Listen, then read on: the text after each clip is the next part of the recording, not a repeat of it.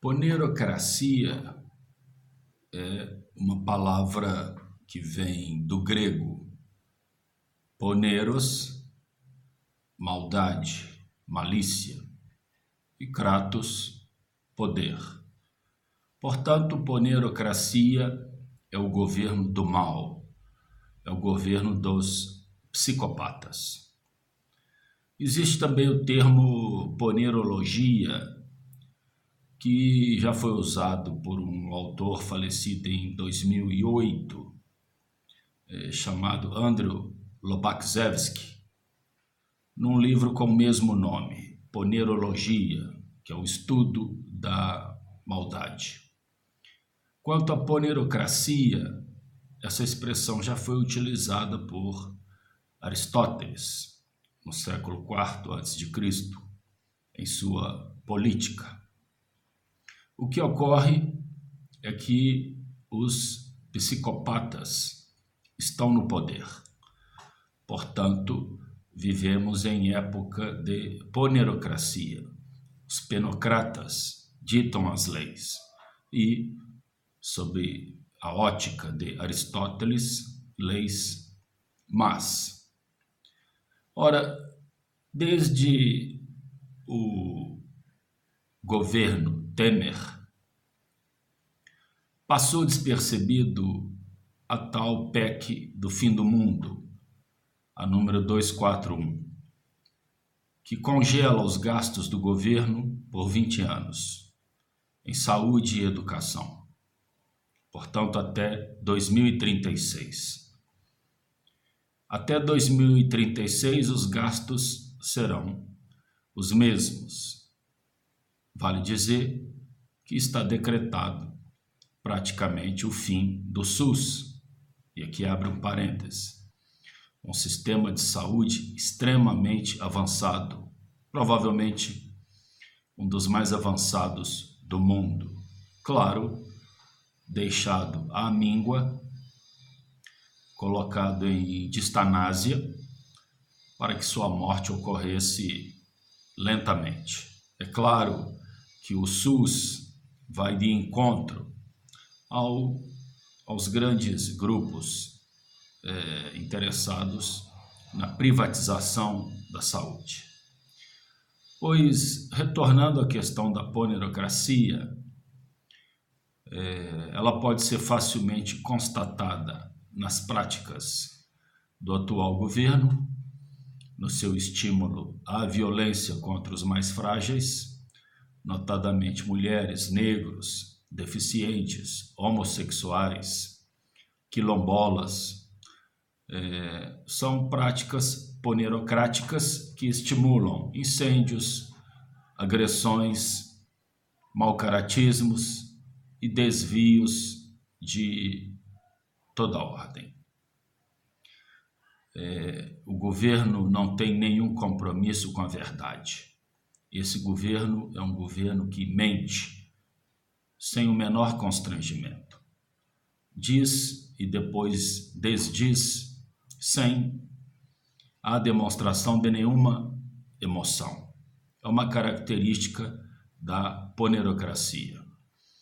E essa prática psicopática se estende desde os níveis federais até os níveis estaduais e municipais. E vão se capilarizando, lembrando Foucault, até os níveis mais baixos, quando até mesmo seguranças de lojas e supermercados não se contentam agora em expulsar pequenos furtadores do local do delito. Não. Agora eles imitaram o hábito da tortura, chamado mimetismo, lembrando Agamben, de levar o autor para um quarto qualquer e torturá-lo, dar-lhes choques e, o que é pior, filmar e colocar em rede social, demonstrando toda a sua psicopatia congênita e estimulada pelo atual governo. Isso tende a se reproduzir cada vez mais na medida em que a pessoa que está na presidência e sua família insistem em andar por aí com camisas de torturadores. É claro que isso será objeto de imitação. Outras práticas ponerocráticas podem ser constatadas no Rio de Janeiro, que é um governo de um psicopata, claramente.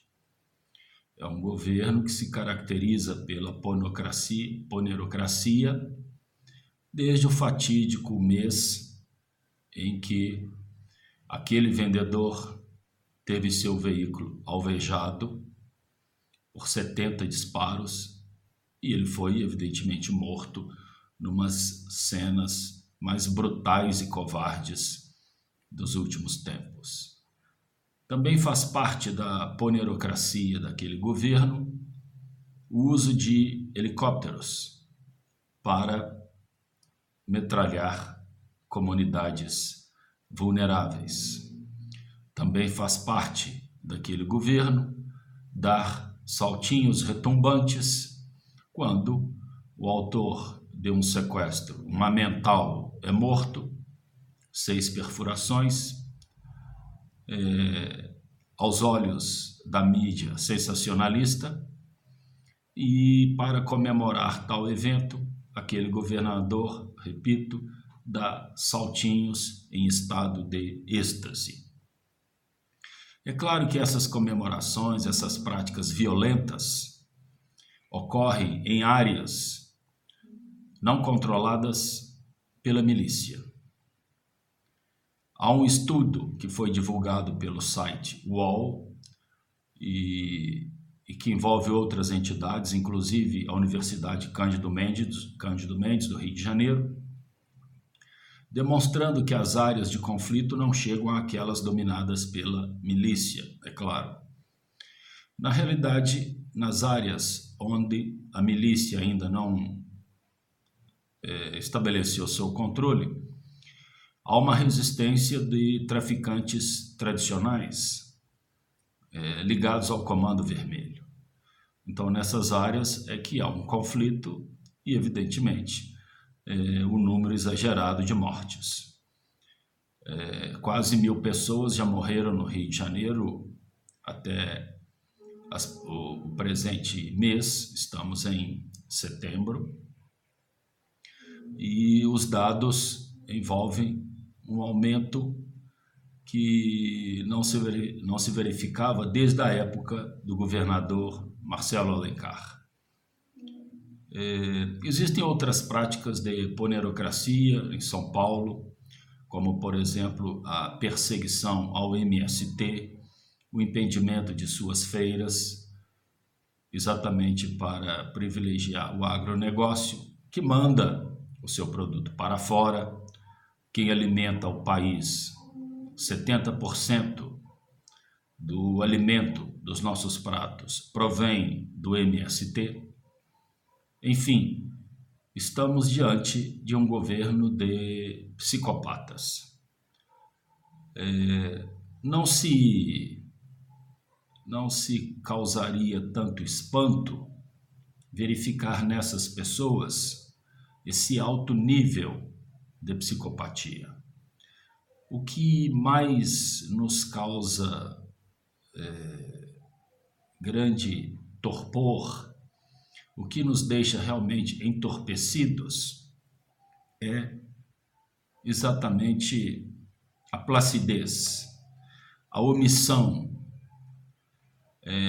o fingimento de que nada está acontecendo por parte dos fiscais da lei, por parte daqueles profissionais ligados ao direito, das instituições que deveriam e têm por obrigação aplicar o direito e a Constituição. Todas elas num silêncio sepulcral. Enquanto isso, lamentavelmente, a ponerocracia se instala e sem data para acabar.